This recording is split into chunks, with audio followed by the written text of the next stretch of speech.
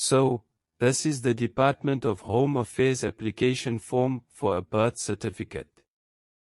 You must complete the form in black ink.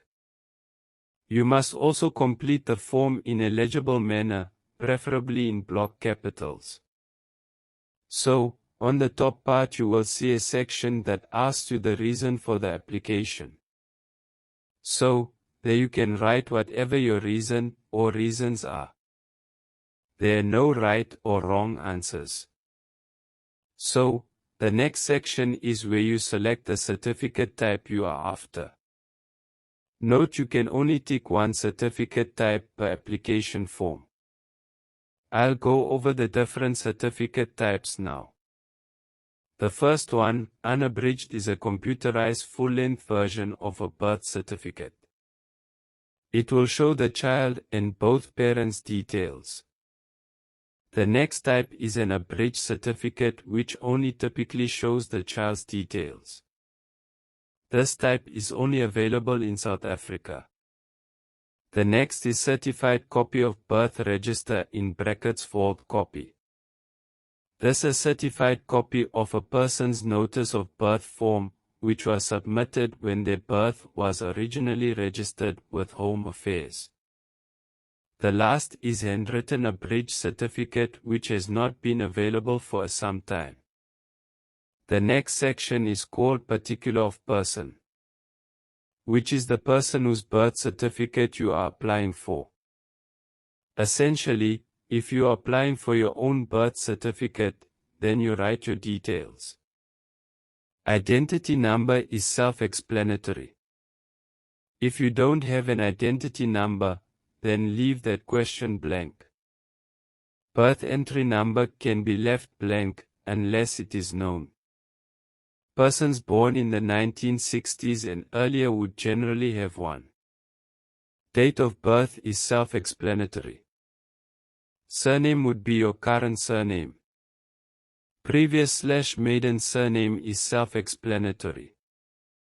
Forenames should include all your forenames listed on your most recently issued Home Affairs passport or ID. Place of birth is self-explanatory. District/province of birth is self-explanatory. Country of birth is also self-explanatory. Section B, particulars of father, should be filled out just like Section A. However, if a father is not mentioned on the South African Population Register, then leave it blank. Section C, again, should be completed just like Section A and Section B. Please note that you must still complete parents' details, even if they are deceased. Finally, we come to Section D, particulars of applicant. If you are applying for your own certificate, meaning you wrote your details in Section A, you still must complete your details in Section D as well. Residential address would be the address you are currently using. If you are living abroad, then you put your address outside South Africa. If the postal code blocks are too few, then you may go over the blocks, so your full postcode is mentioned. Relationship to the person concerned means who is the applicant in relation to the person mentioned in Section A.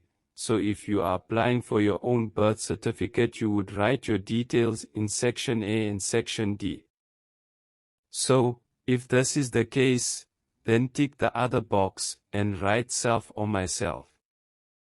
Where it says I, followed by the long underline, there you write your full forenames and surnames. Below that it says signature of applicant, and there you provide your signature. Date on the right-hand side will be the date you completed the form, or the date you are submitting the form to your nearest Home Affairs representation abroad or within the Republic of South Africa. Thank you for taking the time to watch this tutorial. Have a lovely rest of your day or evening.